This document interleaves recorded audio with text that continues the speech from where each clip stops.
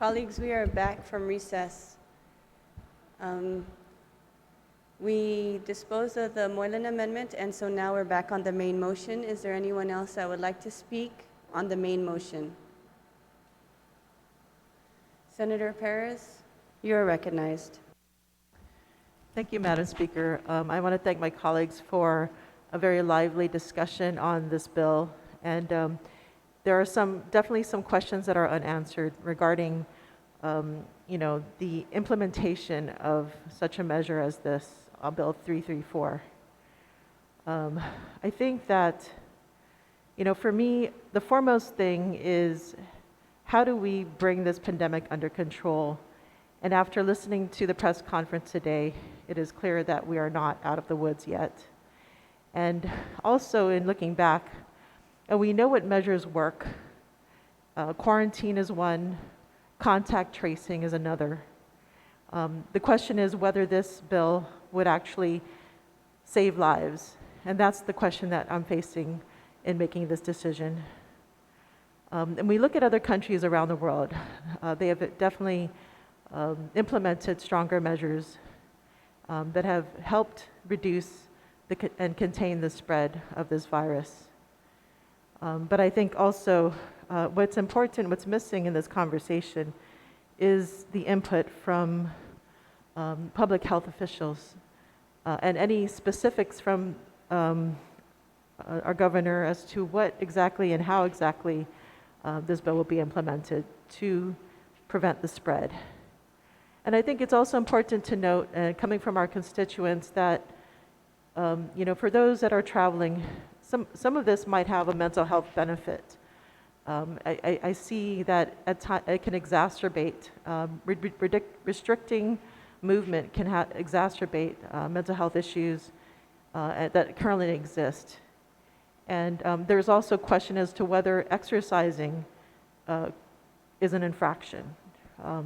So I would like to, I know this is a difficult decision to make because I do want to ensure that whatever measures that come out of this or whatever we pass takes into consideration the needs of our society, in addition to preventing the spread of this virus. And so I don't want any unintended consequences from passing this. And I think too, the effectiveness of increasing fines. I mean, we know as a government that this has been the conundrum. How do we enforce measures? We can pass laws, but how do we actually enforce them? And I think this adds to that. This is one of the complications of this bill. But again, I think really the foremost concern for me is, will this measure be effective in saving lives? And that's something that I'm weighing at this moment in consideration of other impacts that it might have. And so when I initially saw this bill, I thought, it's a common sense measure because for every infraction, there should be some sort of consequences. But it's a much more complex issue because it does impact people's mental health. It can impact civil liberties. And so these are things that I'm weighing in my decision. I think what would be helpful, though, is that if we had a clear directive of how this would be implemented, I think this would be more helpful. And if it was linked to public health outcomes, I believe that it would make this measure much more effective.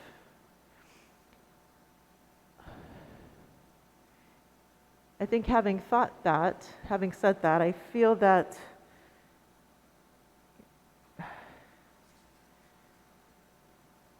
it's one of those difficult decisions, I feel, for me, because we know that if we delay any strict measures, we've seen that there can be increases in the spread, and it's a tough situation to be in, because do we delay the decision and see increases in our community, or as a result, if in fact this measure would help prevent the spread?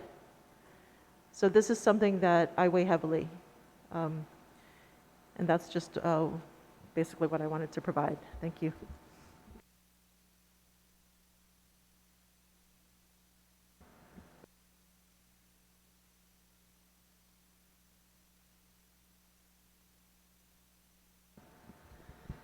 Thank you, Senator Perez. Is there anyone that would like to speak on the main motion? Senator Torres and then Senator Lee. Okay, Senator Lee, you may go first.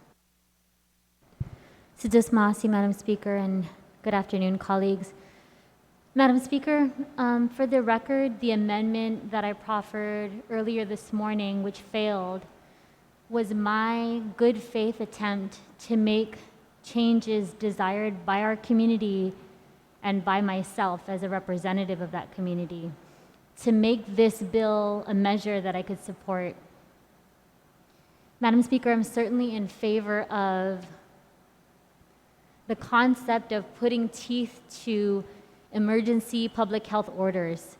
And I certainly want to help the governor. I want to help our law enforcement officers. I want to help our military and our healthcare workers, our frontliners and first responders. But fear and blind faith should not, in my mind, result in blanket authority to our chief executive. And I want to be clear, I agree with our Mega Haga and her Physicians Advisory Council. Everyone should continue press briefings where our recovery rate is above our infection rate, which is certainly something to celebrate or something to really help lift our spirits. It seems like the curve may be flattening, but I agree that we cannot let our guard down. We all need to continue social distancing. We need to continue self-isolation before all the measures in our local community are relaxed. That being said, Madam Speaker, it's really hard to stay home when you have no income and when you have no cash flowing in to help you with just basic necessities for life. It's really hard to bunker down when you're worried about where your next meal will come from or how to put food on the table for the next day. And I won't veer too far off course with this measure, but there have been multiple attempts by multiple members of this body to lift our people up and to give us some economic relief, precisely to help the governor and help our community comply with these stay-at-home orders. But Madam Speaker, there's another critical human piece to the measure and the question that is before us today. I'm sure you've heard, and I certainly have heard from veterans in our community and those who have loved ones with PTSD and other mental health and behavioral health concerns. We have members of our island family who need opportunities to just get out for a little bit. And some of them have had doctor's orders which include driving around to lower their anxiety, to protect themselves, to protect their children and their partners that they live with, to give them an outlet. And I'm really concerned that the version of the legislation before us could unjustly punish the heroes who've sacrificed so much for our island and our country, and not really take into consideration some of the challenges that they're dealing with on a daily basis, Madam Speaker. And I want to take the time to really thank many of those in our community who have reached out to us on this issue. Even without a public hearing, we have received numerous calls, emails, text messages, messages on social media from the public who really want to be heard on this issue. And Madam Speaker, I've tried in good faith to make changes to this legislation to make it a workable and reasonable solution. Madam Speaker, because of that outcome, I'd like to make a motion now to respectfully be removed as a co-sponsor of Substitute Bill 334-35. There has been a motion to remove Senator Lee as the co-sponsor of Bill number 334-35. Is there any objection? No objection. Motion passes. Senator Lee, you still have the floor. Okay. Senator Torres, you are recognized. Thank you, Madam Speaker. Madam Speaker, I rise to express my opposition to this bill, and I'd like to mention, though, that we do, as I spoke previously before we recessed for lunch, there's always a value to having consequences for not obeying rules and laws. And I think, though, that in the climate that we're in, because the executive orders are quite broad, they address many different things. It's a little difficult to apply a scale of penalties for violation of those executive orders because they are so broad. And a lot of times they may have the effect of impacting people inadvertently, people who perhaps are not deserving of the fines that are being contemplated in this bill. But the reason that I oppose the bill is not because I don't believe in consequences for people who are unlawful. What I oppose it on is the idea that the executive orders are rather broad, and I believe if the interest and the intent of imposing fines is to deter people and prevent people from causing greater harm to others by engaging in actions that are in violation of the executive order, then we address it for what it is. So if a person, for example, is so defiant and puts themselves in a position and puts others in a position where they are clearly being harmed in this health emergency, then that person is deserving of punishment.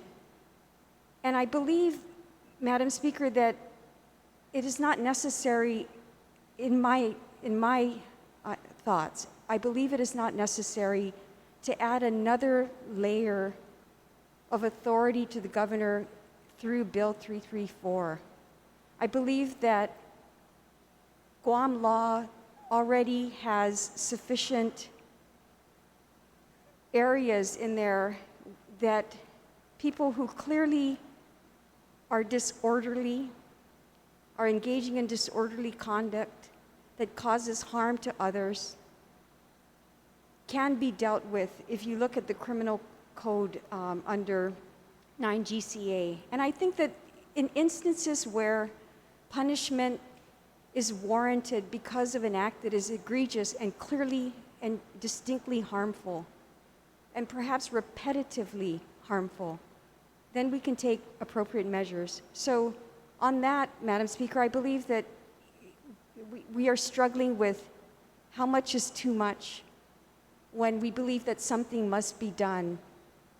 And I also would just like to comment that the executive orders as they are, in those areas where defying a certain part of an executive order is clearly harmful, we have areas within our code, specifically with disorderly conduct, for example, that could warrant that. There's also sections in the code that define and give punishment and defenses to things like loitering, things that can be married into the executive order prohibitions. So I just want to express that I appreciate that we want to put teeth, as I mentioned earlier, to these measures to make sure that people not only see it as a deterrent, but that we can hold people accountable for actions that clearly harm others. But in the case of Bill 334, I believe it's an unnecessary added power to the executive branch with executive orders, being that they are so broad, and that if we really want to punish people who are harming others, that there are other areas in our laws that I believe can be applicable to those situations. But, let's not have people worry that they're going to be in trouble for standing 4 feet from someone as opposed to 6 feet, or that they repetitively go through a roadway system that they're not allowed to because they are either, for whatever reason that they cite. But, I think right now people just need to be given the respect to discipline themselves, to allow themselves to follow the laws, and to continue to do what we think is responsible for flattening the curve, which is being a little responsible. And for those that really aren't and that cause great harm or potential risk to others, let the law within the criminal statute deal with those, because I think that those powers exist right now. Jesus Maasi. Thank you, Senator Torres. Speaker Barnes, you are recognized. Sidus Masi, Madam Speaker. Madam Speaker, after hearing the presentation of my colleagues and knowing the direction on where we are as far as facilitating Bill 334-35, I, as the main author of the legislation, want to reconsider the actions and move this back to committee, and I hope that my colleagues will help me in those efforts so that I can report it back to the proper committee and see how else we can facilitate this. So I guess the motion in place is to reconsider the actions of the body and send it back to the appropriate committee to facilitate this bill. Yes, you are correct. There has been a motion to reconsider the actions of the body. Are there any objections to that motion? If none, motion passes.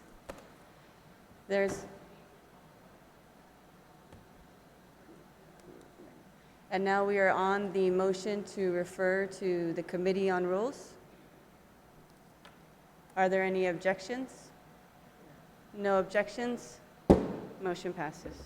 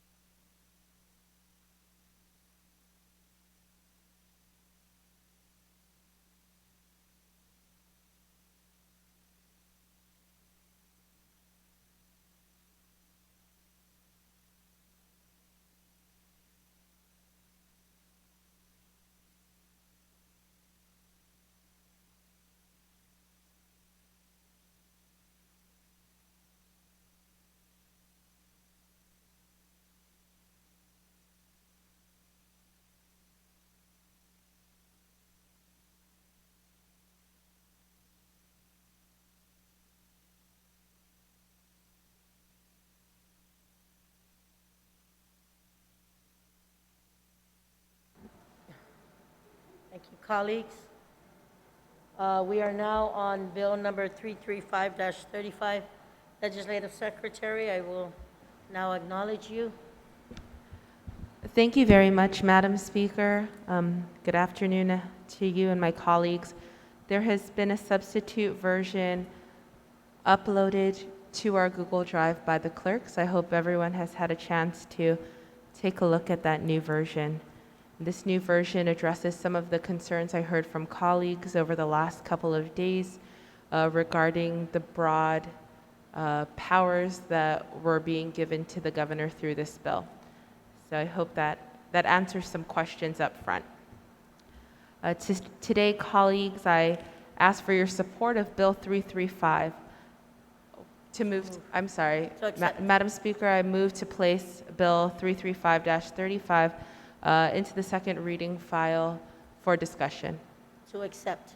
To accept it for discussion. Yes, to accept the substituted version. Madam To Secretary? accept the substituted version of Bill 335. On that motion? Minority Leader, do you have an objection? This is not a debatable. No, it's not. I just can't see it. I don't have it on my computer, so it's very hard to follow along, when she's discussing it if we don't have it in front of us.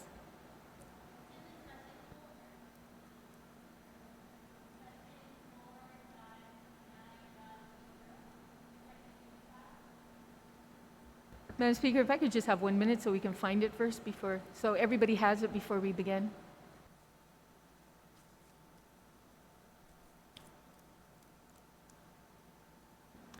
If I may, Madam Speaker, the name of the file is S.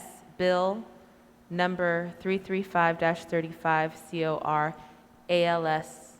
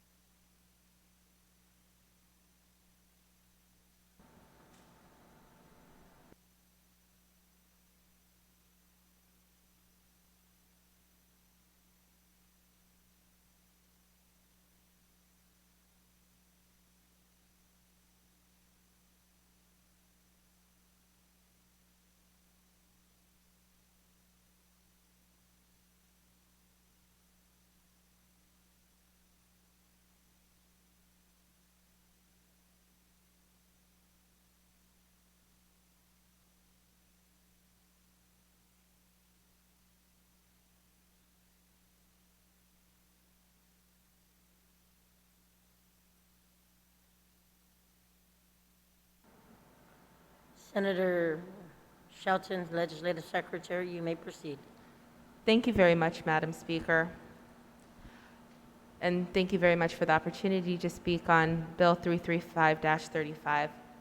The intention of the bill is simply to protect our community, and this would be done by allowing the governor, through an executive order, the authority to implement curfews and other mandates to stop the spread of COVID-19 in our community. Individual freedoms are sacred in our democratic society and must be treated with extreme care. They must be protected and also checked to ensure individual freedoms do not infringe on the freedoms of others. In this unprecedented emergency, individual freedom has the ability to infringe on the rights of others to remain healthy and have access to health care if infected. It is with tremendous respect and consideration that this bill will lead to critical temporary allowances to ensure that we do not see increases in infections and run out of capacity in our hospitals. The United States now leads in both the number of confirmed COVID-19 cases and deaths globally. This has happened at an unprecedented speed, and with the virus's exponential growth, we can no longer afford to act incrementally. Madam Speaker, we have the unique advantage of witnessing the actions and responses of other countries and states in the wake of the novel coronavirus. We can no longer be 2 steps behind the curve on this issue. This is our opportunity to lead on the issue and show our community that we truly care about the well-being of all our people. Nevertheless, the government of Guam has a compelling interest and the responsibility to keep individuals from causing harm to others. And that is what Bill 335 is attempting to do. We can simply look at places such as Taiwan and New Zealand, who are finding success in containment of the virus with measures that may have been viewed as extreme to some looking from the outside, but have certainly shown us hope through the dampening of the spread.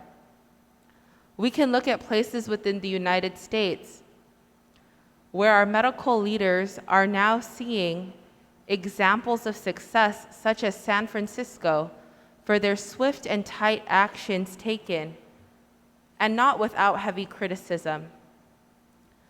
Madam Speaker, I ask my colleagues to join me in support of these measures to protect our community.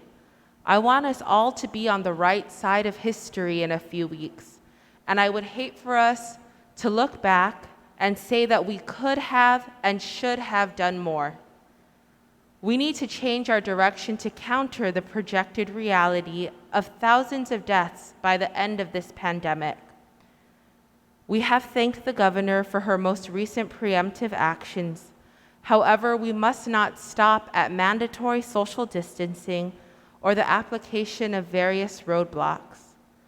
The governor announced earlier this week that COVID-19 patients are recovering from the illness, and data shows the recovery rates are faster than the infection rates.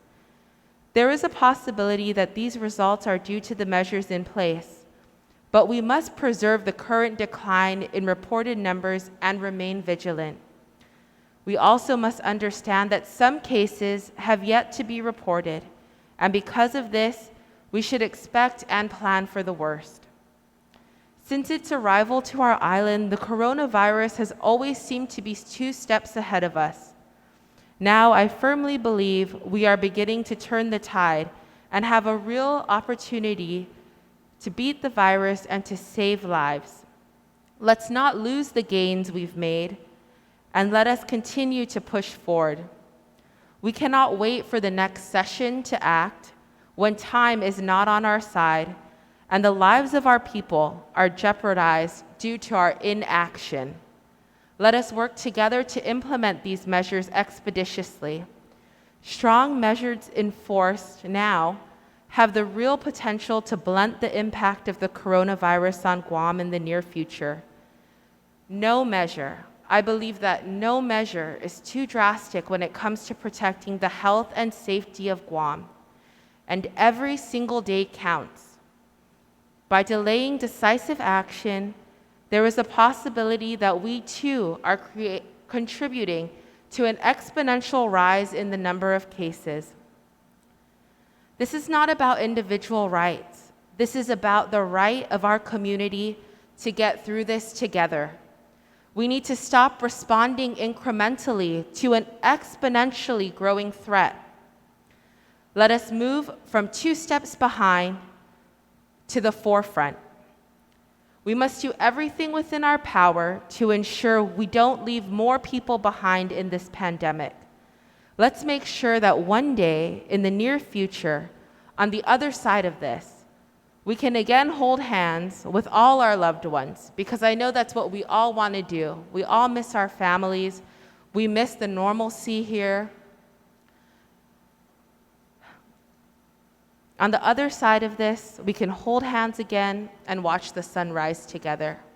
So, Madam Speaker, I ask for your support and for my colleagues' support as well. Sitius Masi. I look forward to any discussion on the bill that might help strengthen us and to curtail any powers that our colleagues have expressed that may be too much. So I appreciate everyone's time and input to this discussion today.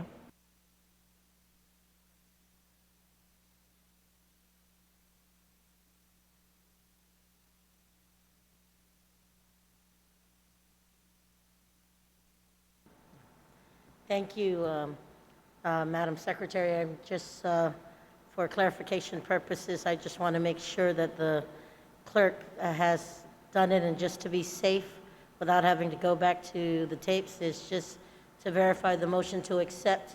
So without any objection, motion carries. And then the motion, Madam Secretary, to place on the Thank you. third reading for discussion. And Thank then you, can Madam add- Speaker. I move to place Bill 335 in the third reading file for discussion, as substituted. As substituted. And I'll still give you that opportunity to proceed if you want to add, or, okay. With that being said, anyone else wishing to speak on the main motion? Anyone else on the main motion? Minority Leader, you are recognized.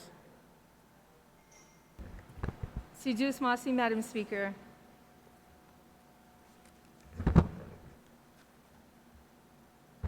I have a couple questions I'd like to ask the author of the bill, please, if she so shall yield. Please state the question. In the changes that were made, there's quite a bit of changes from the original bill. One of the concerns I have is, what's the difference between 15 days, allowing the governor to have the authority to implement a curfew for only 15 days? Why was 15 the magical number, or why was even a number put in there if the intent was to give the authority to the governor for curfew? Legislative Secretary, would you like to yield? Yes, thank you very much, Madam Speaker. I thank my colleague for the question.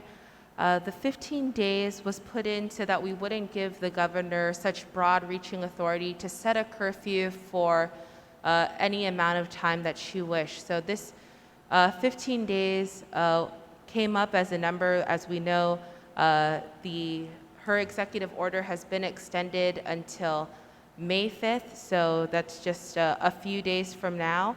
And also, we know that 14 days is the incubation period of the virus in a body, and we can see a lot done in just 2 weeks. So we didn't want to make it an over-excessive amount of time, but something that made sense to fit in with the already existing executive order and what we know about the virus at this time. Minority Leader. Thank you, Madam Speaker, and thank you to my colleague for the answer on that. But the way I see it, we've already had how many extensions put into place by the governor? And if we entertain this legislation and incorporate 15 days, what happens again if there's another extension or concern moving forward? Do we have to come back to this legislature with another bill to allow her for another 15 days? Unless the intent was just to allow it 15 days at a time. But it doesn't sound like that. So I have another question too, Madam Please Speaker. proceed. When incorporating the word shelter in place, now that always boggled me, because in most states they have shelter in place, but Guam decides to use the verbiage social isolation, which is a bit different from shelter in place. So I'd like to ask the good author of the bill why the word shelter in place when all executive orders that have come out so far, in fact, I can give you those executive orders and tell you exactly where social isolation was in an executive order that she precluded. If I'm not mistaken, it was in Executive Order 6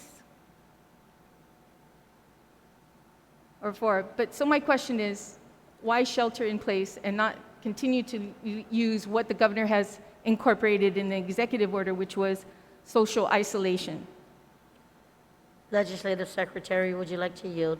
Thank you very much, Madam Speaker. And just to be clear, in none of the executive orders does she use the language shelter in place. The language used is social isolation or social distancing. And so a shelter in place order or a shelter in place directive means that everyone stays home except for these essential needs that are provided for in the bill. And sheltering in place is the language that was deemed appropriate by our legal counsel to allow the governor to help the governor establish this quarantine period for everyone on the island to be in their homes for this amount of times, to shelter in place in their individual homes. Minority Leader. Actually, Madam Speaker, if you look at the definition for social isolation, the similarities here, I believe, reflect still the ability to allow those for essentials, individuals providing essential jobs, to be allowed in both scenarios. So it still doesn't answer my question with regards to that, but I'm not going to delay any longer. I'll just continue on.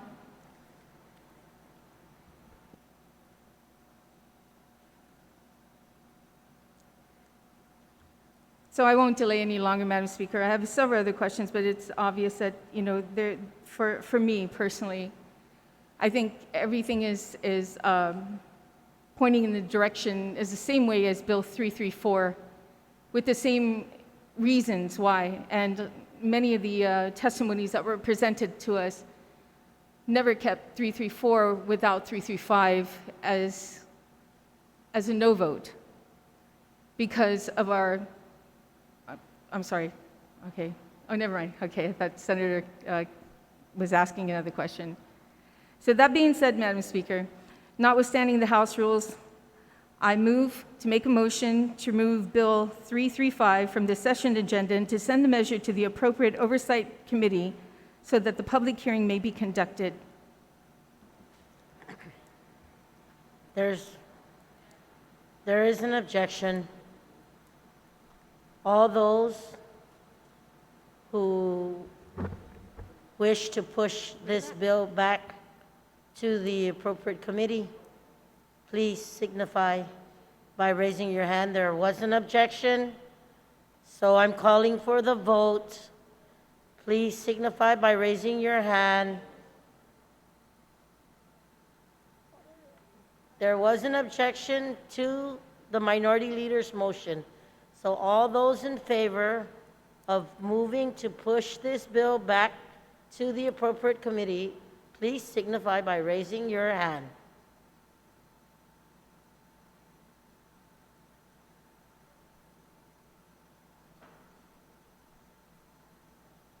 Huh?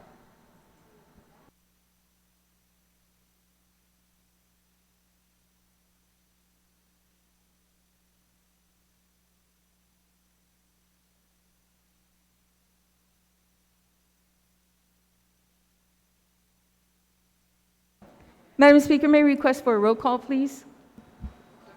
Roll call, Madam Speaker.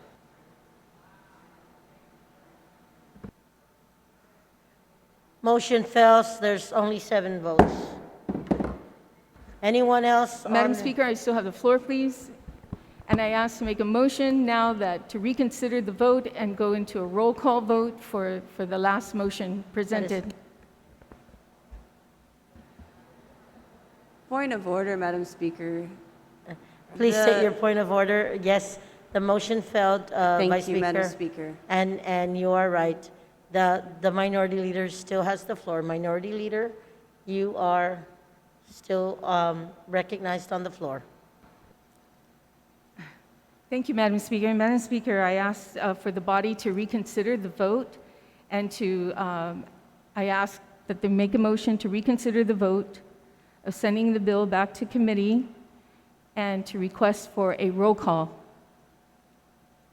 in the event that is objected to again.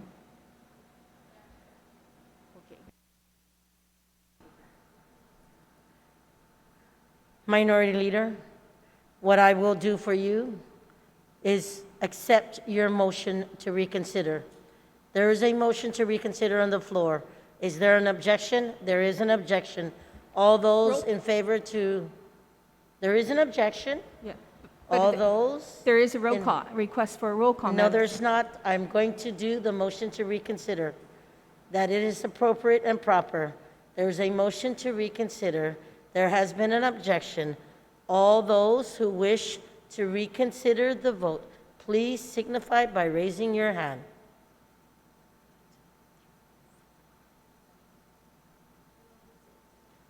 Motion fails. According to the clerk, the count was 6. Minority Leader, you still have the floor. Sujus Masi, Madam Speaker. Madam Speaker, I just, at this point, I'm completed. Thank you so much. Buen provecho. Anyone else on the main motion? Anyone else on the main motion? Senator Therese Terlayi, you are recognized.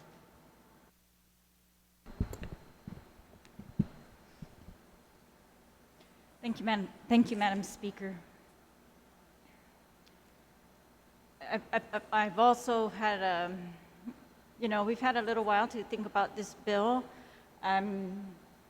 It's interesting to see the substitute version, and it's much more clearer, I think. However, there's still some underlying questions about the need for it that I feel like despite the time that we've had to think about, we have not really received the answers.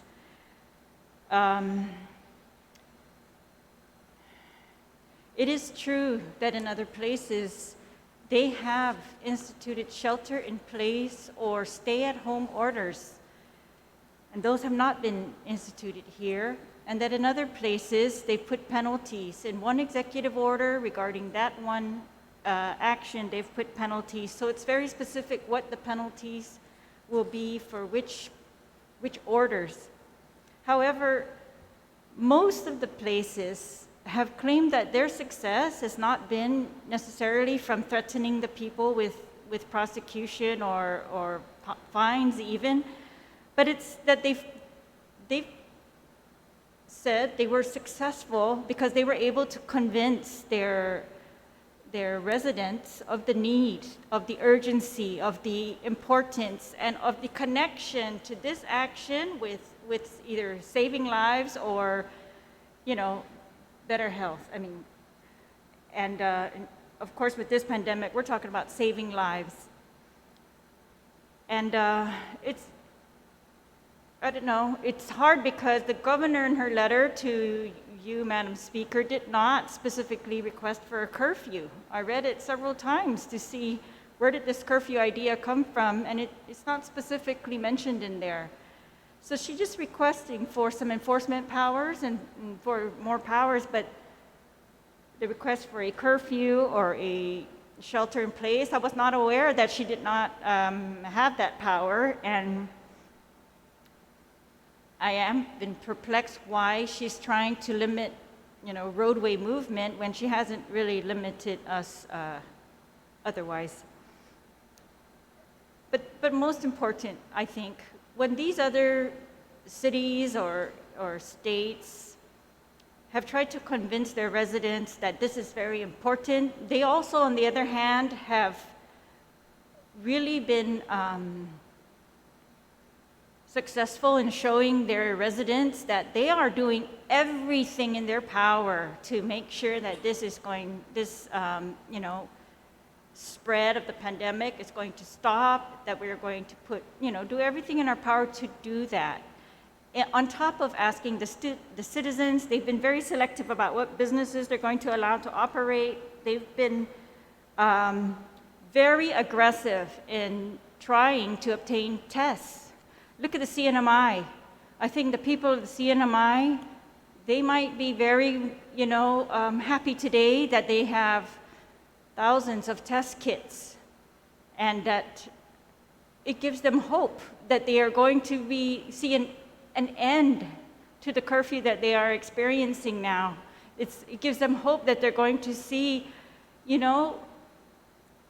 movement, some kind of movement that they're going to be able to, that they're working on getting back to that. But everyone tells us that we're not going to get anywhere near normal, or even, nothing will look normal again. But we can't make this movement very productively. Even Dr. Fauci, who is the consultant for, President Trump, says, you're not going to do that without testing. Testing is vital. And I guess that's, so for me, I want to see a balance. I want to see that our government is aggressive in trying to get tests. We heard, very surprisingly, from the public health director about when they questioned her today about, what about these tests at the CNMI? She said they're going to look into it. It's very perplexing, Madam Speaker, because we have put our trust in many people in the executive branch. Now we have other people involved, including the surgeon cell, the National Guard and FEMA. But we put our trust in these people to do what we always knew we needed to do: seek additional tests, seek additional ventilators, seek the PPEs. And I just think that's how you convince these people. We convince people, that these rules are necessary, because on every other angle we are doing our best, and we have their interests in mind. And so I think, we can still do this. And I know that there have been a lot of efforts, but I just think we have to be consistent. We have to be very consistent. We can't have exceptions in our cabinet, as to who follows rules and who doesn't. We can't have that. That's just a recipe for disaster. And so we were doing very well, I think, in convincing the public as to the need, the urgency. The doctors came on board, and they were being very public. But now it seems like, we're having a lack of information. And I just think the more information, the better. I've always believed that, and especially in times like this, when trust is the most essential thing that you're going to use. The more information, the better. The fact that senators come and ask me, what is the plan for the medical facilities? What's happening with the test kits? I follow up regarding test kits every day with anybody that I can tell who's, has any role in procuring these things. And I guess at this point, I'm willing to say that there've been many promises, many promises of test kits. We're going to get them from different countries at one point. The private clinics or hospitals were involved because they could procure things differently than, the government. That just all kinds of people were involved, Madam Speaker, and so I don't know. I have to say, we continue to hear during the press conferences that we are still expecting these test kits, but it's just, I guess, it would be very nice to see them here. It would be very nice to see the quantity that we know we need. And I think that would give us confidence in our results at this point. We've only done, I think, if I calculated correctly, about 800 tests for the whole island. And I don't think, that's giving anybody any assurance that, wow, we can really say we're free and clear here. I don't think that's the case at all. Excuse me.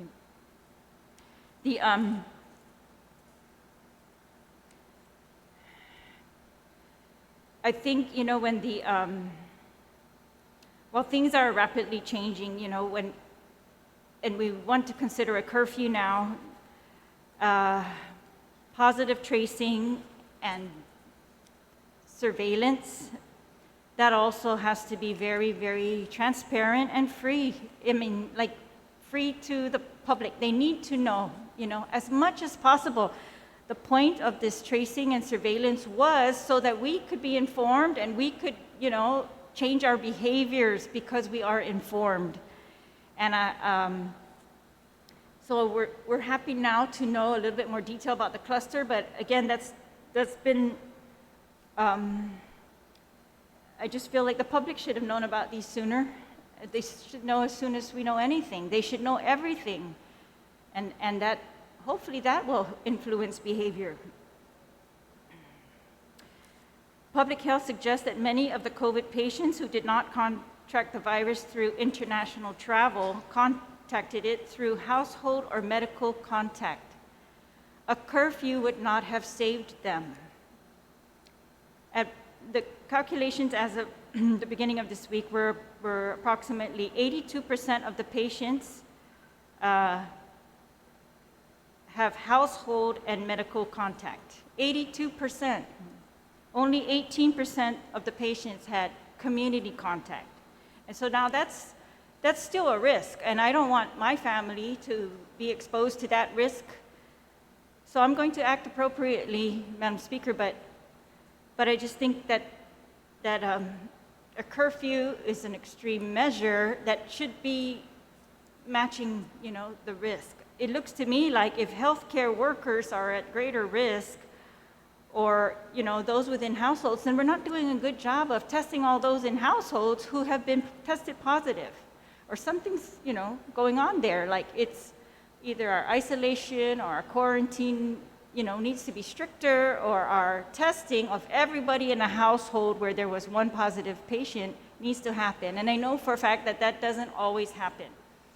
And there have been a time when we were very short on kits, when people were sent home and told, it looks like you have this, go home and isolate. And then it ended up that their family ends up testing positive. So I know that our frontline workers are working very hard, and I want to protect them. And if a curfew would protect them, then, I say let's do it. The problem is, I guess I'm at today's juncture, I just feel like there are more things we can do to protect those people, besides just preventing travel or preventing travel at a certain time. Again, travel is not the, driving, in other words, it's not the, if you're driving alone, it's not the contact that's dangerous to us. I would rather focus our government's efforts on healthcare workers having adequate supply of PPEs, personal protective equipment, and that home isolations and quarantines follow proper protocols. They have protective supplies within their households to prevent spread any further. That our contact tracing information warns us. It's used to warn us of clusters and for our family to get tested or to be further protected. I fear a curfew may give a false sense of security and may not be the most narrowly tailored solution at this time. And as you know, curfews have been struck down in the past under typhoon conditions. After a typhoon, it was struck down because it was not, the court said, ordering implementation of the curfew should contain reasonable limitations and be narrowly circumscribed to withstand a constant challenge for being overbroad and vague. And I just think it has to be very clear. That's why I've asked, I even asked, some of the doctors, can you just articulate, I've even asked the governor, can you articulate, the reason the curfew would be very helpful? And what she really said was, I can see from traffic that people are not staying at home. So that's why I went back and I looked at all the orders, and none of the orders order us to stay at home. They suggest that we not socialize, and they mandate that we not have groups larger than 50. They mandate that we not go to certain activities, and that we, businesses have to behave in certain ways. But this is the first time I'm seeing a shelter in place, and I guess I'm curious I don't know. I guess I'm just curious, Madam Speaker, because it was not articulated in the governor's letter to you about what she exactly wanted, curfew or shelter in place, and then, so I'm not closing the door on assisting the governor in any type of enforcement measures that she might need, but I do think that we need better articulation of the means, the methods that we are going to use and what we are going to enforce. So, thank you, Madam Speaker. You're welcome, Senator Therese. Anyone else on the main motion? Senator Will, you are recognized. Thank you, Madam Speaker. Just as a point of inquiry, if the prime author would yield, having heard the previous speaker, Madam Speaker, I do have a follow-up question, and the question is this. Looking at the substitute version, I can see that there's a major change. The previous speaker, to my understanding, is correct that we went from a curfew provision to an additional subsection 8 within that paragraph that would further authorize a shelter in place. And so, just for the record, so my colleagues will know clearly, is this in fact the intent? And if so, is there a definition in accordance with the prime author as to what a shelter in place would be? And then I might have a follow-up question to that if the prime author would answer. I will ask. Legislative Secretary, would you like to yield? Thank you very much, Madam Speaker. I will yield if you just give me a moment to get the definition for... I will go ahead and give you that moment's recess.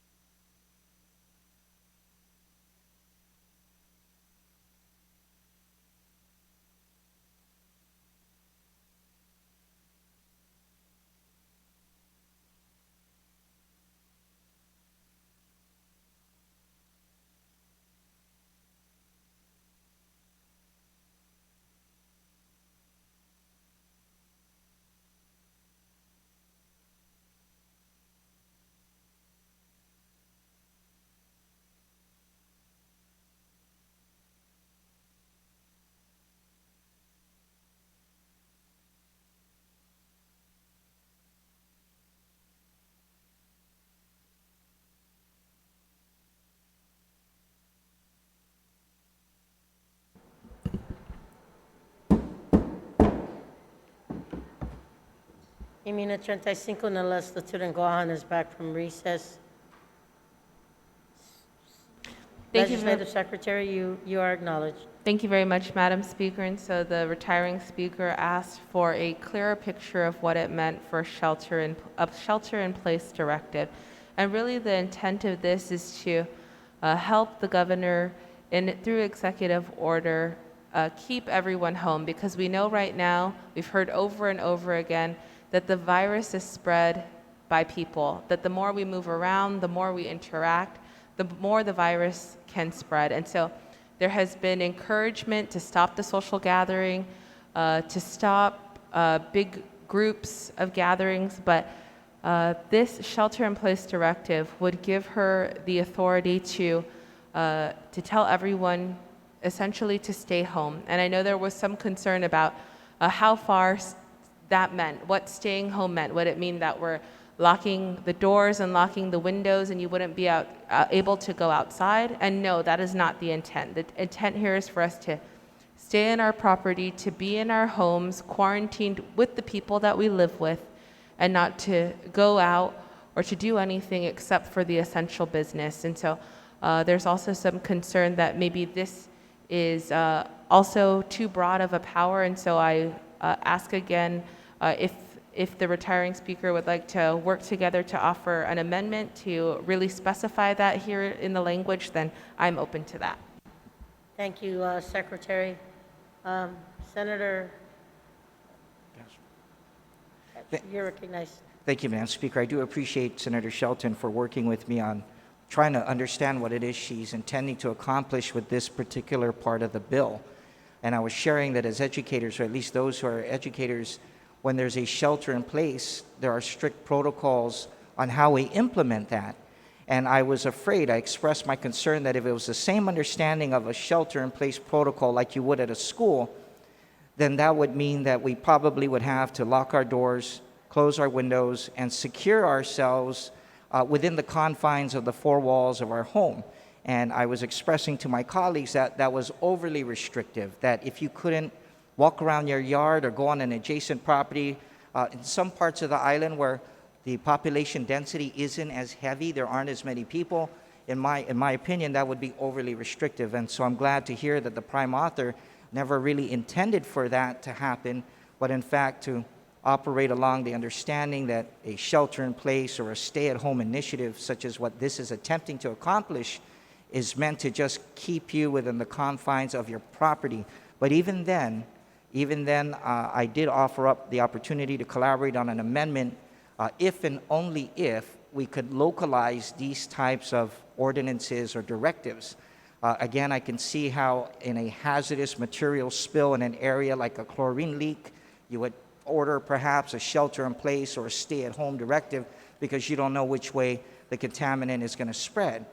But if you're going to apply this stay-at-home, do not leave the confines of the four walls of your house because we suspect that there's a high risk or a higher propensity for the virus to spread in your village without supporting data, I think that's overreaching and overstepping. But again, I'm glad to hear that that's not the case. And yes, I would be more than willing to work with the prime author and her team to articulate and define that in this statute or in this bill so that there's no misconstruing what may otherwise be utilized as a broad, sweeping power that, in my opinion, may overreach. So thank you again, Senator. I do appreciate. Thank you, Madam Speaker, for the opportunity. Senator Castro. Anyone else on the main motion? Is there any speakers? Senator Joseph Augustine, you are recognized. Madam Speaker, as all my colleagues are aware of, I have publicly stated that I'm not in support. I am a co-sponsor, so I respectfully request that my name be removed as a co-sponsor of the bill. On that motion, is there an objection? Hearing none, seeing none. Motion carries. Thank you, Madam Speaker. Also, I'd like to mention that the curfew issue is number one. Prior to this, when this bill was first introduced, it had the good intention of establishing a curfew. I was hoping that maybe it may be similar to what the curfew is today with minors. But then all of a sudden, we had an executive order that started a roadblock. And maybe most of my colleagues here have not run into the roadblock, but I did on Saturday, the first day that they had the roadblock. And I was coming from Naval Station, from shopping. And I was stopped, and I was asked, or I was told first who they were and what they were there for. I said, okay. And then I was told that the road is closed. And on the newspaper, on the Post, the Attorney General said that the governor has the authority to close roads similar to a 5K. A 5K is never done in 12 hours, okay? It's done in a couple of hours. So we can strike the 5K. The 5K does not close the whole road. The whole road down in Aston was shut down. It was only one lane heading south, one lane heading north. And then I was told, it says, sir, the road is closed, only for essential travel. Then he asked me, where are you heading? I said, I'm heading home. And then he said, okay, travel safe. I'm like, huh? You know, we don't need a curfew to educate our people of Guam. That's number one. I think the people of Guam are being educated in all social means and in the newspaper, everywhere. And we need to stop. The intent of the curfew was before the roadblock. And previous colleagues have mentioned we need to spend more money on our first responders, on our folks that are on the front line. And if we want to invest in anything, take advantage of social media, take advantage of the newspaper, let the people know. I believe the people of Guam understand the importance of, what's that, social isolation or shelter in place. We're all doing that today. We're doing the 6 feet distance just to do our session. And I believe that the people of Guam has heard enough. We're confident that we're going to conquer this virus. The last report came out and said there was 0 detected out of 33. I think we're heading towards a winning streak. And I hope that the people of Guam will continue to shelter in place or social isolation. Wear the mask when you go to the stores. Make sure that if the employees are not wearing a mask, don't go into the stores. You know, do what you need to do to protect yourself. And the people of Guam are doing that today. And I don't believe we need a curfew. And we need to end this. And if anything, this bill should just be taken off the discussion. But I'm not going to make that motion. We'll just continue discussing it. Thank you, Madam Speaker. Buen provecho, Senator San Augustine. Senator Peter Terlai, I will recognize you. Consigue mo na po bot. Thank you very much, Madam Speaker. You know, on line 9, the emergency powers, I'm kind of refuse to accept something like that, to give the governor the total authority to suspend the provisions of any regulatory statute. So with that, Madam Speaker, I ask that my name be removed from being a co-sponsor of this particular bill. Thank you. On that motion, without objection, motion carries. Anyone else wishing to speak? Senator Muñoz, then Senator Moylan.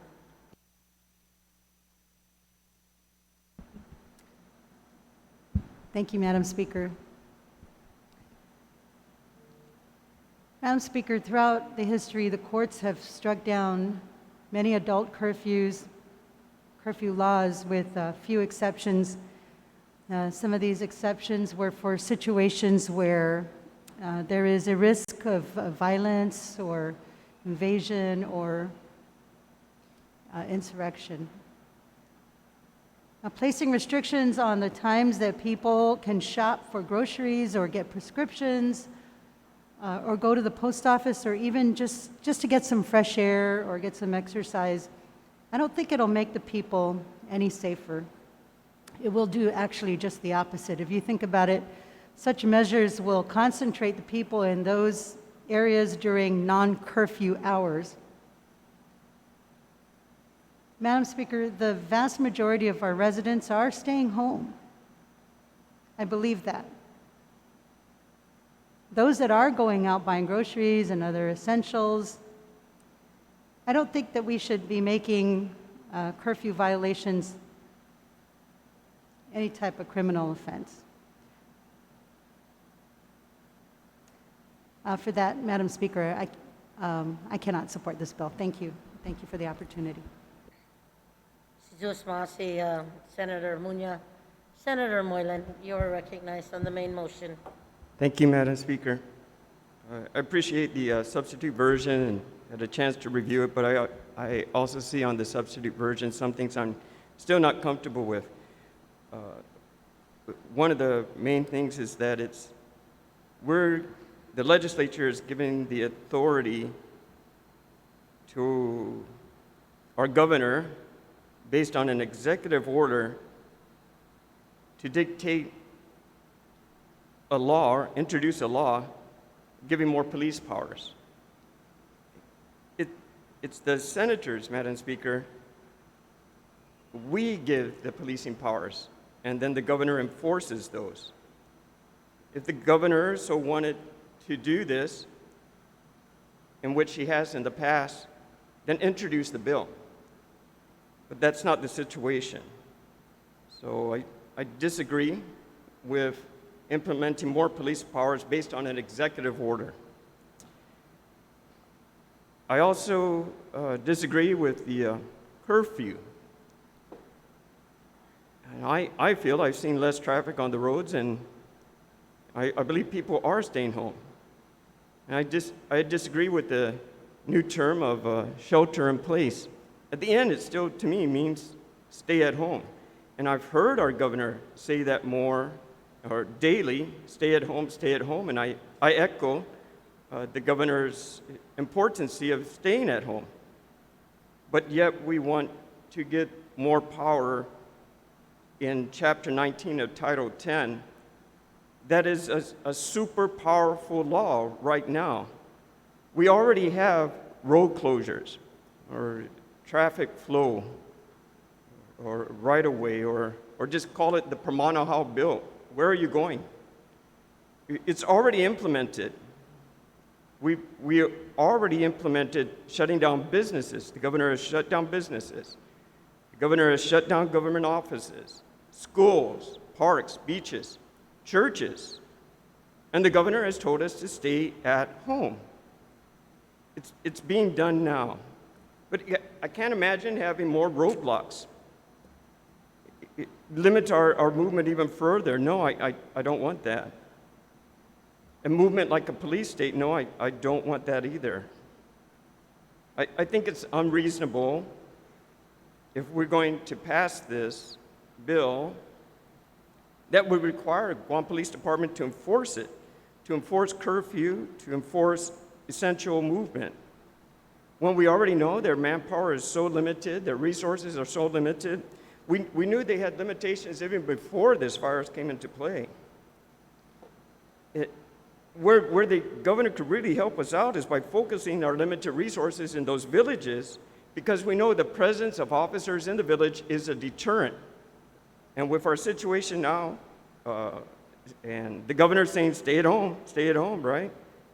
Just the presence in the village, I think that's further deterrent than adding more legislation to such a powerful law.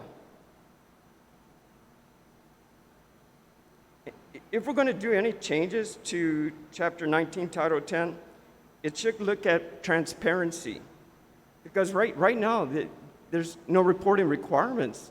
Hopefully our previous bill would at least talk about that for the federal funding. But really, the power to take somebody's business, the power to take somebody's property, there's so much power in there, but there's no reporting requirements. But we're not talking about that now.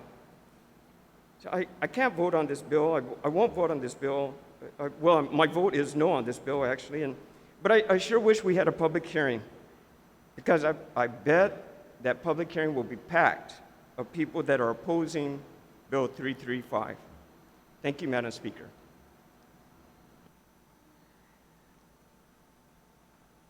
You're welcome. Anyone else on the main motion? If not, Senator Clinton Rigel, I will recognize you. Thank you. Thank you, Madam Speaker. For the same reasons that I voiced my concerns with the prior bill, I have the same concerns with this bill. And again, just to reiterate, I think what we're doing now is working. That's not to say that we should abandon what we're currently doing and go back to going out on the streets at all hours, etc. I think we need to continue on the course that we've taken because it's working. So I don't see a need to further restrict ourselves. I think what we're currently doing is working just fine. And we should just continue on that course until we can figure out what to do next. So if you look at some of the states and the orders that they've done, most of the major cities are doing the same things that we've done here. New York is doing the same thing. They haven't done a full shelter in place. They closed down non-essential businesses. They closed restaurants and gatherings. They still allow takeout. My brother lives in San Francisco. They started their similar orders to ours around the same time we started ours, and they're seeing good results as well. My brother was telling me they're allowed to go to restaurants, but only to pick up takeout orders, just like we're doing here. They're allowed to go grocery shopping, just like we're allowed to do here. So they're allowed to have essential businesses. My brother's working from home. His girlfriend worked at a restaurant, and unfortunately, she ended up getting laid off. And that's the same stuff we're dealing with here. So it's working in the other jurisdictions. The data is showing that it's working. The data is showing that it's working here. So I think we just need to continue on this course. And I think any more restrictive actions would be a little too much at this time. Thank you, Madam Speaker. You're very welcome, Senator Rigel. Anyone else on the main motion? Senator Mary Torres, I will recognize you.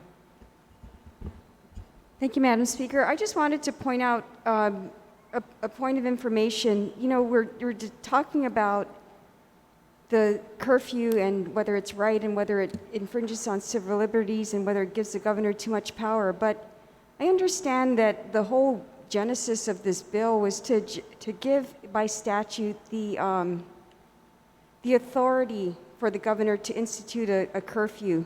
And this all stems from a situation in 1976 when he had a super typhoon, and the governor at that time, Bordallo, instituted a curfew. It was challenged. There was a lawsuit in the District Court of Guam, and a ruling came down that basically said it was unconstitutional. There was a note also that Guam, this power has to be provided by statute, and it wasn't. And so I can see, when I remember when we were first briefed on the projections for this COVID outbreak, and many of us at that were party to that briefing by the governor and Dr. Cabrera were quite alarmed. And we all felt at that time that we needed to do everything within our power to help the governor curb that. So a lot of what happened with this Bill 335 was a good intended measure to facilitate, because we were quite alarmed, and we should still be quite alarmed with the potential spread of the virus if we don't contain our social interactions and limit it. But I know that some people are falling off as co-sponsors, and I just wanted to lend support to the main sponsor of this bill, that I understand why, it was a good measure coming off of the ruling that was made in that case, Gale v. the governor of Guam, with the Guam National Chapter of American Civil Liberties Union as interveners in that case, in Civil Case 76-021. So, a lot of times we're reacting to what we believe is the best course to address the situation.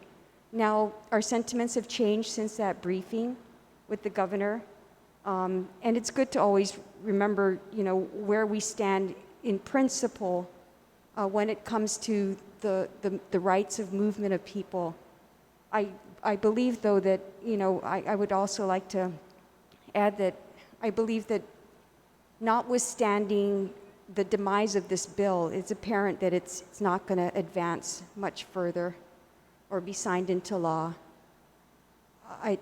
We still need to exercise extreme due diligence and lawfulness in adhering to executive orders and doing our part as citizens so that these extreme measures are not necessary. I mean, we're almost one step short of it, but I think that it's within our powers to continue to make it work. So to the author, I understand where you were coming from in introducing this, and it was a well-intentioned measure. And in looking at the prior ruling from 1976, that was the suggested next move if you needed to put these sorts of restrictions in place. So all good intentions, and I think most of us express the sentiment that we just want to do everything we can to support the containment and the flattening of the curve of the spread of this virus in our community. Thank you, Madam Speaker. You're very welcome, Senator Torres. Anyone else wishing to speak on the main motion? Vice Speaker Nelson, you are recognized. Madam Speaker, can I just ask for a recess? I have an amendment I'd like to prosper that it's with legal right now. I will take a moment's recess.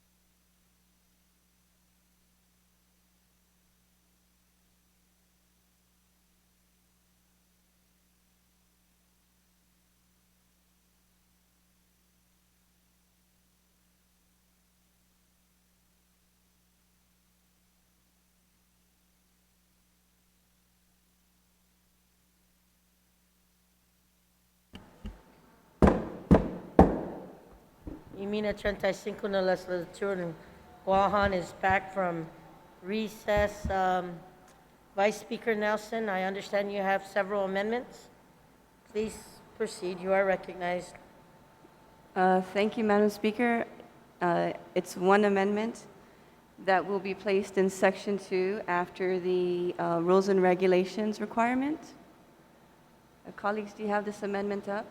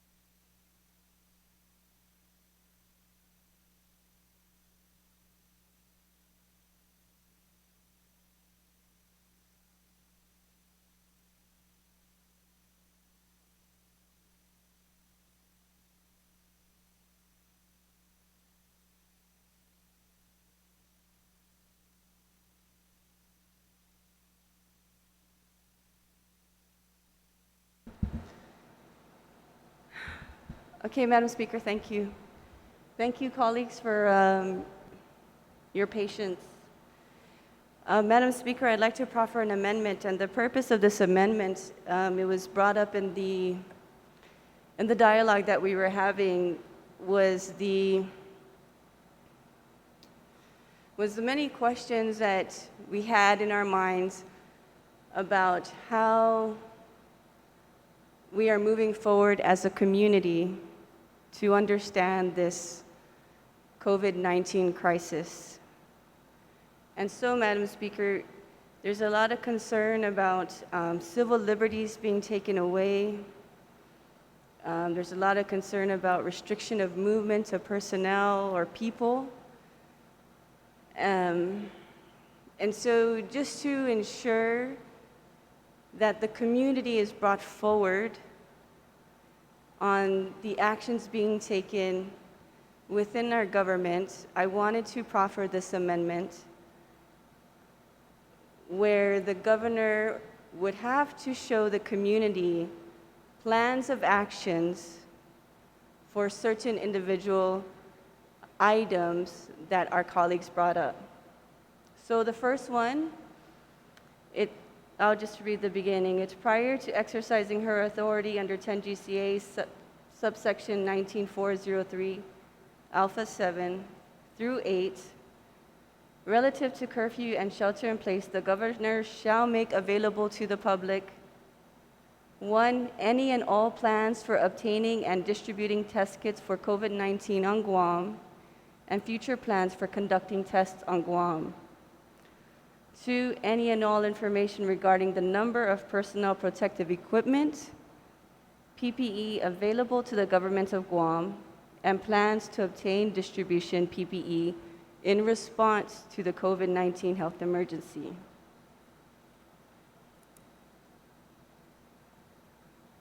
3, to the extent practicable, information regarding known public places at which any confirmed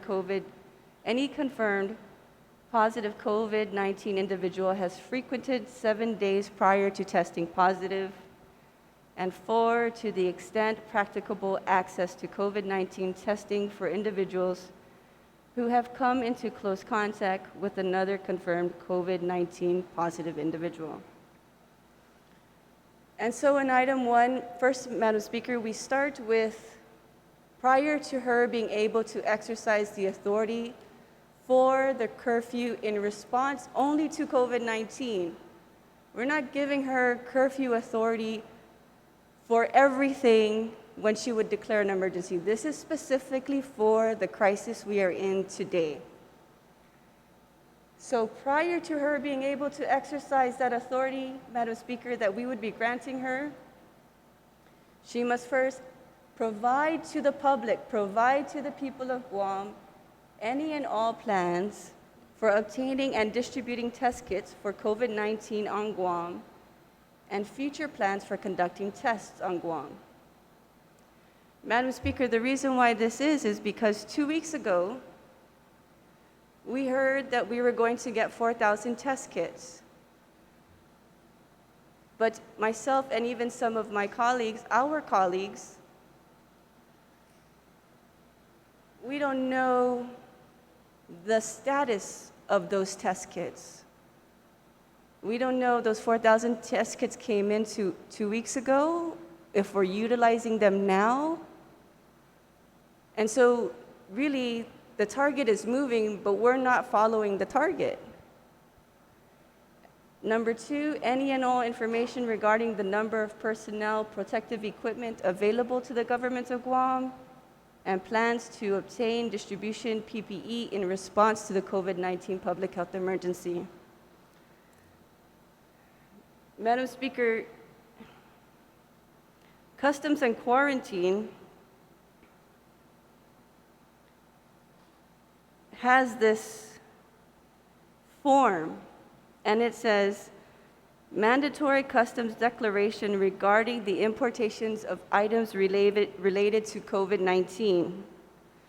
The Guam Customs and Quarantine Agency, pursuant to its mandate under Chapter 73 of Title V Guam Code Annotated, and under the authority of the Guam Department of Public Health and Social Services, in the exercise of its public health emergency powers outlined in Chapter 19 of Title X Guam Code Annotated, require the affirmative declaration of any importation in vitro diagnostic tests, personal protective equipment, medical devices and supplies, antitoxin serums, vaccine, immunizing agents, antibiotics or pharmaceutical agents and/or ventilators. The exercise of this authority is imperative due to the need to ration supplies for the purpose of responding to the public health emergency, as well as to prevent the importation of counterfeit items.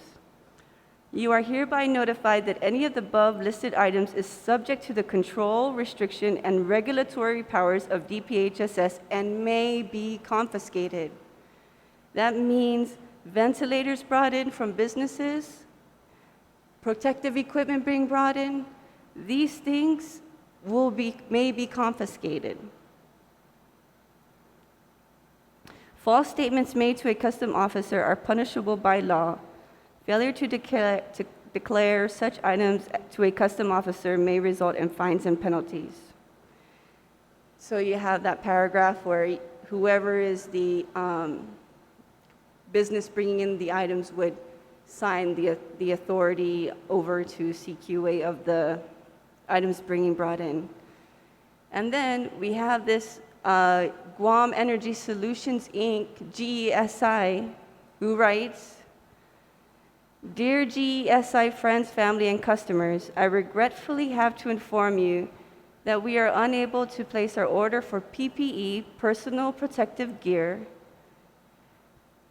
period. The Department of Revenue and Taxation, in conjunction with the Department of Customs and Quarantine, have issued a notice violation with a cease and desist order to Green Energy Solutions stating that our current retail business license is insufficient to sell these products. I have attached a copy of the new regulation to Department of Public Health and Social Services.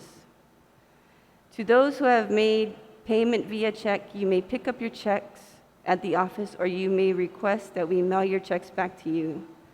If you wish to have your check mailed, please email.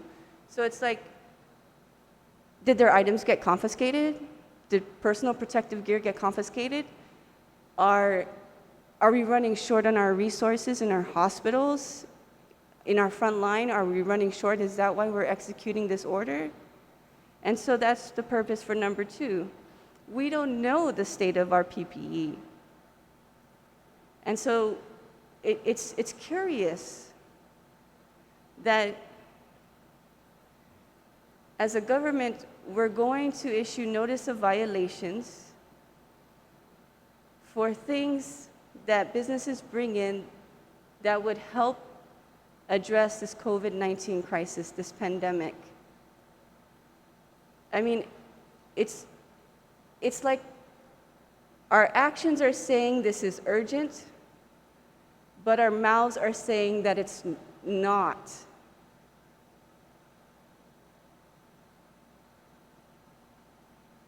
Number 3, to the extent practicable information regarding known public places at which any confirmed positive COVID-19 individual has frequented 7 days prior to testing positive. And I'd like to read number 4 because they kind of married each other. Number 4 is to the extent of practicable access to COVID-19 testing for individuals who have come into close contact with another confirmed positive COVID-19 individual. So, Madam Speaker, if I test positive and I'm around all my colleagues and I go home and I test positive, what's going to happen to our colleagues is that they're just going to say, okay, you've been tested positive, Selena has been tested positive, she was around you in the past 7 days, you need to quarantine for 14 days. But Madam Speaker, what should happen is, Selena tested positive, we're going to test you if you also have COVID-19, and we're going to also research and surveil the past 7 days where I have been traveling and test those people as well. And that brings up the question of the 4,000 test kits we were told that we were going to get several weeks ago. And so, Madam Speaker, I know that, and colleagues, I know that this is difficult, but we're trying to, I'm hoping that I would have your support for this amendment, because I too don't want to take away our civil liberties. Many of us fought for that in this room. Senator Pito fought for our civil liberties. I don't want to take that away. I want to ensure that the people are brought forward in what is really happening in this COVID-19 crisis.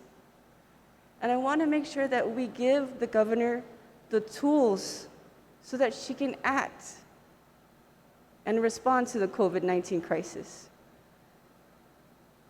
And we want to make it very clear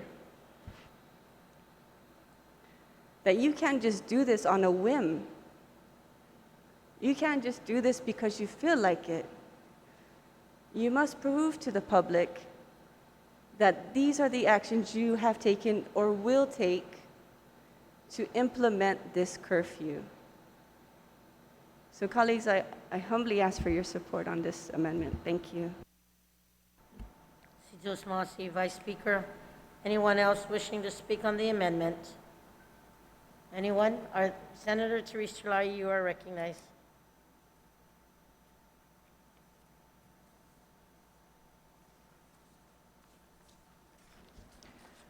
Thank you, Madam Speaker. I can see what the author is doing with this amendment, and she's kind of predicating any use of curfew powers on actual, transparency and reporting of information to the community, and I support that, Madam Speaker. I've as you know, I am the health chair of the Guam Legislature, and I've tried every single day, even weekends, even nights, to follow up on the promises that have been made as to procurement of supplies, particularly, when we have nurses calling us up crying about PPE being rationed, or, we've got so many people. I'm sure every senator here has heard these stories about they're not getting their supplies necessarily directly from who you would think they're going to get it from. They're getting it from nonprofits, they're getting it,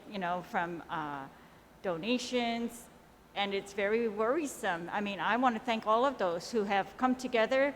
The nurses at UOG have come together to provide, food, supplies to GMH. I mean, I think they've been, asked now to create a concoction for hand sanitizer that can be used consistently. And of course, so I tried to find out what is the deal? Who are we chasing down for these things, and why can't we just get very clear, truthful reports as to what sources they've looked at, what's not panning out and why. And, we were so optimistic when we heard about FDA approval about certain things, and it's all just seems to be taking very long. But as I told you also before, I try to balance all of that with knowing that the people who are in charge are, the Guam Public Health Authority, according to our statute, that has authority to do all of this is in a pandemic crisis, is the Public Health Director. And as you all know, public health was always, they've got so many mandates. And when they came up, stepped up to work on this pandemic plan, they did a great job. But things change so fast, Madam Speaker, and I don't think they've ever stopped working for a minute, and I feel for them.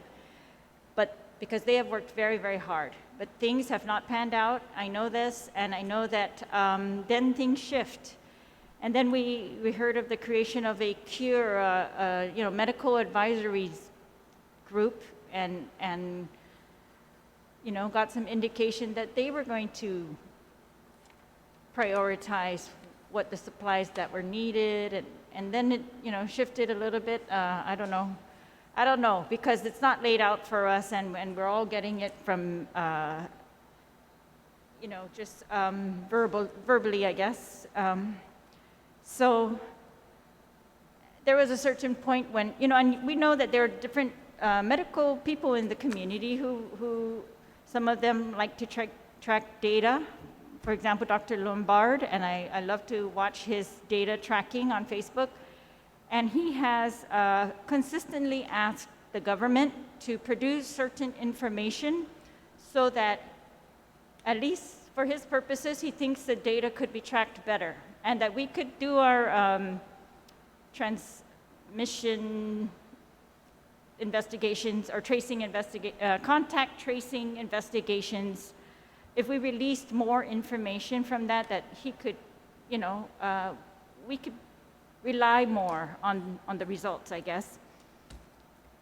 And then, of course, so try to not impede what they're doing, yet, still, we're answering every day to nurses, to people who are on the front lines asking us, where are these things, where are these things, where are these things? Doctors, they want to know, where are the tests? Who's going to get the tests when we finally get them? And, how will they be distributed? And so I've asked very often for that information to be put out there for the nurses, for the doctors, for the public. And I think, as I said before, it's crucial that the public hear this kind of information. That's how we build their trust, and that's how, they can trust that the government's got this, that they're sparing no efforts. I wrote a letter similar to this amendment to the governor, and really what it was is just to ask that, or to suggest that during their press conferences, if they could just consistently, give us up-to-date information regarding the availability and procurement of certain supplies, and I listed which supplies I thought people really want to hear about. And the trace investigation information. And a lot of this that I again formally requested was just kind of to back up like Dr. Lombard's request for information so that we would have another source of analysis.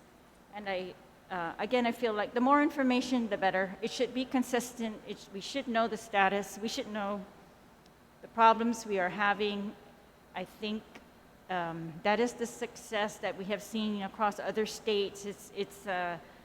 They just need to know. And I know that different senators in here, just from talking to you all, that they've all had these same experiences, that they're all very concerned because they get the same calls from people who are concerned, people who have not been tested, who need to be tested, who want to be tested. Senators, they've all heard these concerns. I think senators have all tried their own ways to figure out how, we were getting supplies into Guam. I remember early on, Madam Speaker, asking you, where are the, you talked to me about test kits from Korea. I think that's what we talked about. And we were really believing that all of that was going to come to fruition. And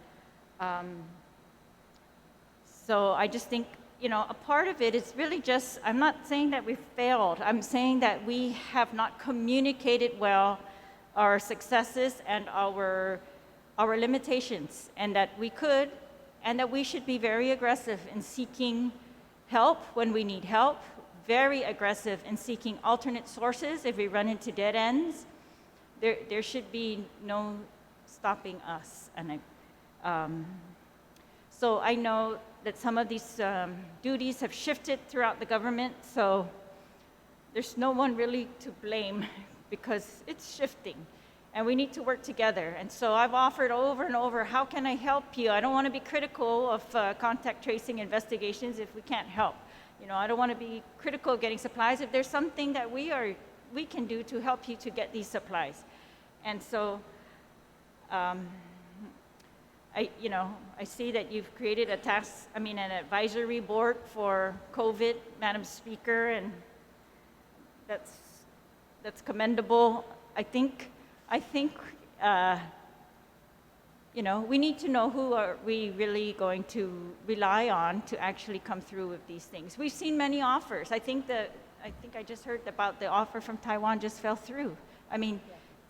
Offers, promises, and then we don't see that, and then we're still restricted on testing. And so again, testing is one of these things that our hope and our way out of this is going to be testing, and so that's a very fair request or ask for information, Madam Speaker, and I support the intent that before you compel people to do things, let's convince them that we need to. For example, we don't have ventilators, so you don't want to get into the ICU. You don't want to get this if you have a respiratory illness or whatever, for any reason. You don't want to be put in that situation.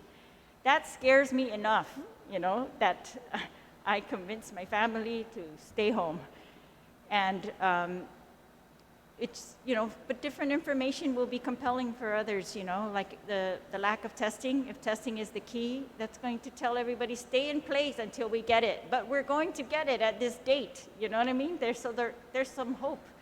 And there's some reason to how we are going to rebuild ourselves here, Madam Speaker, after all of this. And we all know testing is the key. And I just say, the more reliable the source of the information, the better. So thank the sponsor for this amendment. Thank you. Sitio Senator Teresa. Anyone else on the amendment? Anyone else? Minority Leader, you're recognized. Sitio Madam Speaker.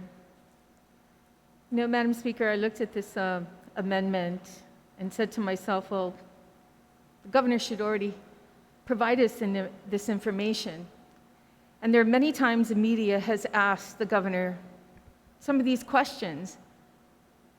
But for some reason, public health seems that they can't always divulge in the location of those who've been tested positive. I'm still baffled as to why they can't give us that kind of information.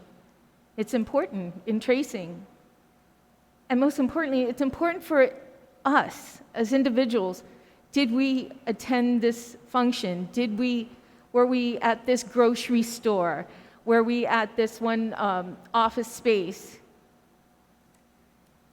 That way we can be very careful, put our own self into isolation, contact those people that are around us, that I was at this area and I saw you the other day. So please, isolate yourself. But unfortunately, some of this information, for whatever reason she's holding back, she's not giving it to us. But I truly believe that, Madam Speaker, the governor is doing the best she can with what she has and trying to stay in her lane. But this particular amendment here, it's a dilemma, or it's a bargaining tool to let her have curfew, to give her the authority to implement curfew. So, Point of personal privilege, Madam Speaker. Please state your point of personal privilege, Vice Speaker. The amendment are conditions if she wants to institute curfew. There's no bargain here. Thank you, Vice Speaker. Minority Leader, thank you, Madam Speaker. please proceed. So once again, this is a bargaining tool to give you curfew. Point of personal privilege, Madam Speaker. Oh my gosh, I'm calling it the way I see Go it, ahead. and if she doesn't like it, I'm really sorry about that, but it's Minority Leader, technically please. a There's bargaining been- tool. Minority Leader, please. You are out of order. Vice Speaker, please state your point of privilege. The amendment is a requirement that the governor must give to the people of Guam if she is to institute a curfew. It is not a bargaining tool. These requirements is providing a sure plan that we don't know about. It is not a bargain. There's no scheming here. Thank you, Vice Speaker. Minority Leader, Thank you, You Madam have the floor. Speaker.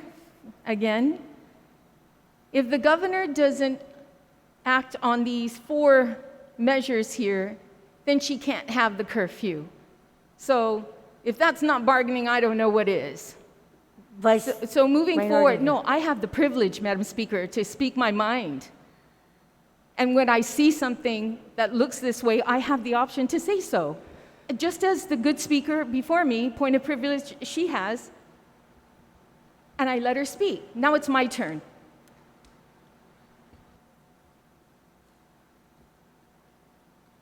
Again, Madam Speaker,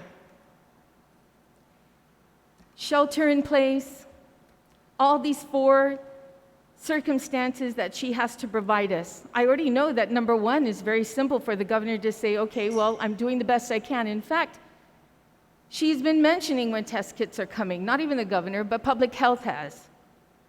Now, whatever happened to those 4,000 test kits that were coming, I don't know. Maybe somebody else picked it up. Sometimes Guam always seems to be the last to receive anything from the state.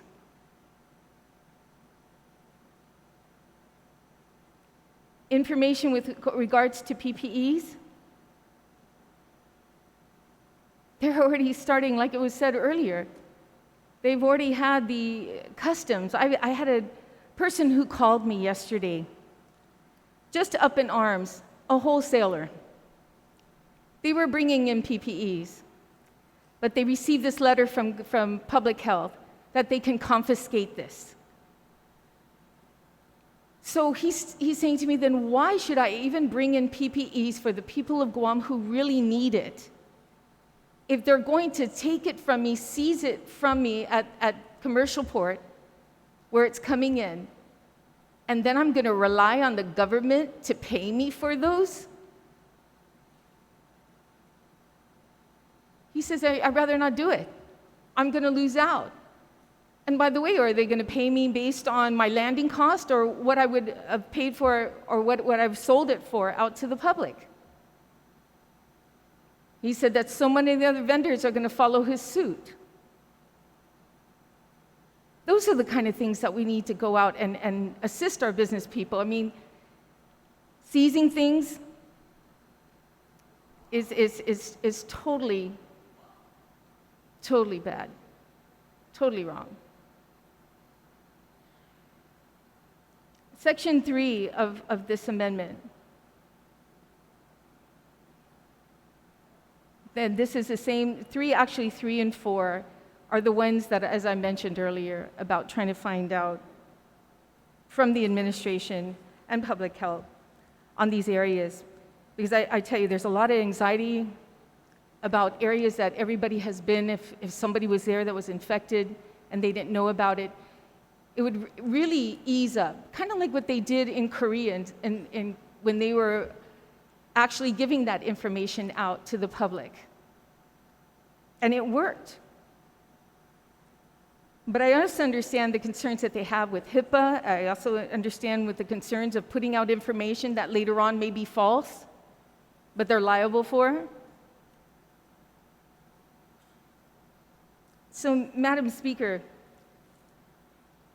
coming to think of it, because I don't support this measure anyways, I don't support this bill, that if we leave this amendment in here, the governor may not even sign it because of 3 and 4.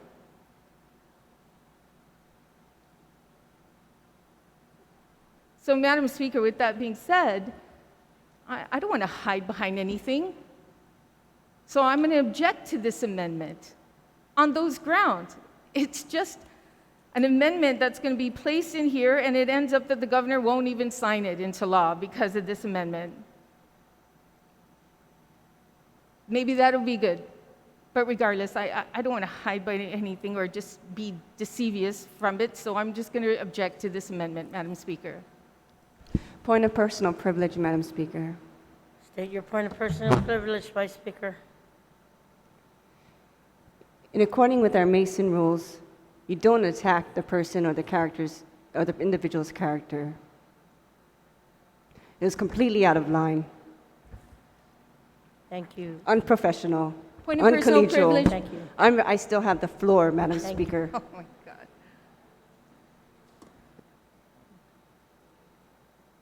To call this a deception on the record, it's uncalled for.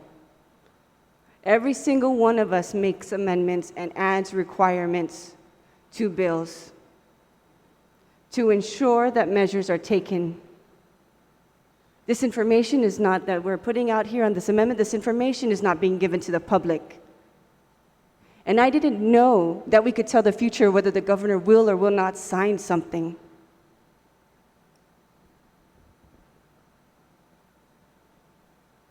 All I ask is to be collegial here and to be professional.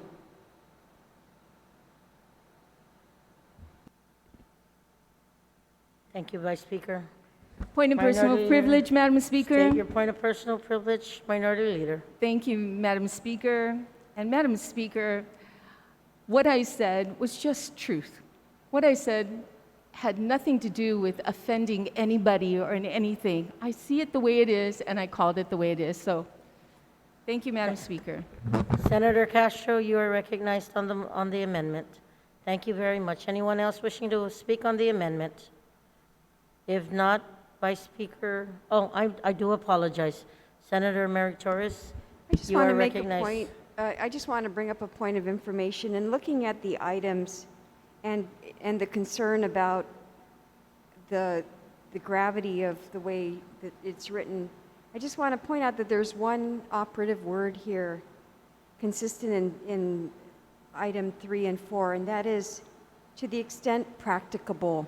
Practicable means can it be done or not? If you're able to, yes. If you're not able to, no. So, let's just not lose our lids. That is the operative word, and I think that it must have been put in there for that very purpose. If it can, it will be. If it cannot, it will not be. End of story. Thank you, Madam Speaker. You're very welcome, Senator Torres. On the Vice Speaker amendment, anybody else wishing to speak?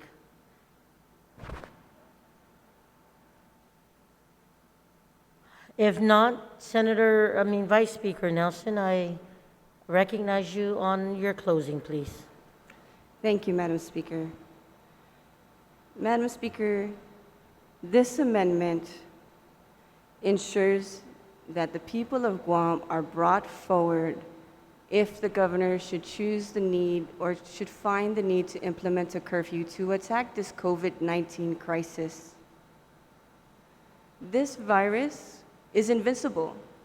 We see the previous speaker spraying her chair down and the desk because that's how serious it is with Lysol. So we cannot pretend like it doesn't exist. Point of personal privilege, Madam Speaker. But You know, for me, hold on. spraying Minority down my Leader- desk with Lysol, Minor- I have a 91-year-old father. And So my- I'm taking precautions, Madam Speaker, because I'm here Minority for the Leader, people. We're going to take a moment's recess.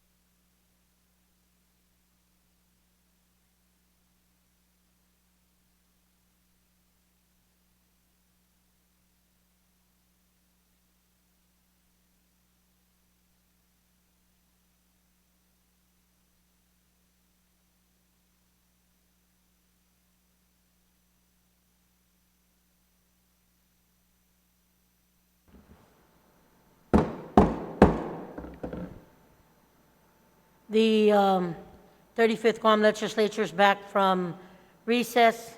Colleagues, we will recess till tomorrow at 9 o'clock.